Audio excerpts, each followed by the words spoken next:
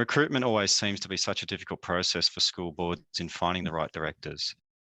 Rebecca, in your experience, what are some methods to ensure successful recruitment?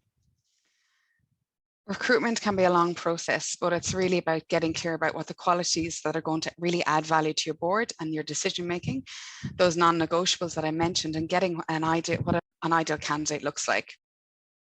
Part of that process is developing a really clear position description at the very beginning. That's a must do. In director recruitment, as with any role you're going to be recruiting, you need to keep in mind that the candidate is interviewing you as much as you're interviewing them. They want to see, is it the right fit, the right board, or the right place, or what can I contribute or learn from this in a meaningful way? You're going to want to attract your ideal candidate who's passionate about the purpose and vision of the schools and really wants to make that contribution. So it's also looking at getting clear on your value proposition of joining the board and communicating clearly the purpose and values of the school, the vision and strategy, which the director is going to be part of. And it's an opportunity to really showcase your school and organization.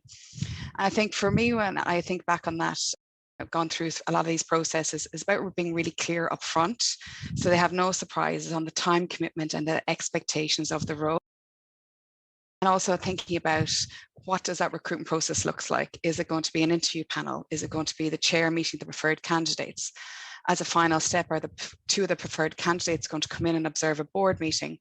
And then looking to really leverage multiple channels to try and get that awareness out there that you're looking for a director and you have your clear value proposition in place.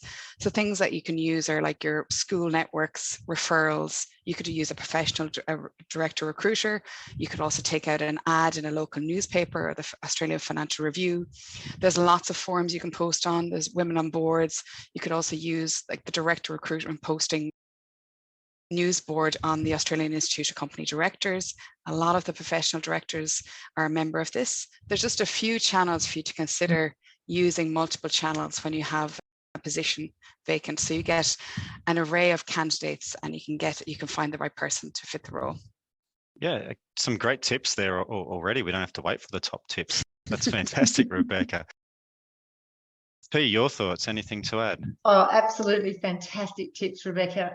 And to add to those, with all of those wonderful things in place, is when you actually have that selection committee and criteria to actually be able to use data to assist you to make really good decisions. And in our world, don't just use your skills matrix for your present directors, use the skills matrix for your part of your interview as well, because then you can line up the data of your preferred candidates with the data of those you already have and see, do they really fill those gaps? Particularly, we're finding of great interest that it's not necessarily about those professional skills and things, or even the sector skills. That's the final decision piece. It's about the leadership style or the style of the person that you're bringing onto the board and how do they impact on the team.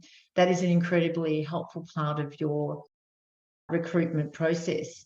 And I guess to add to that, as Rebecca said, that interview is crucial because they really are interviewing you as well.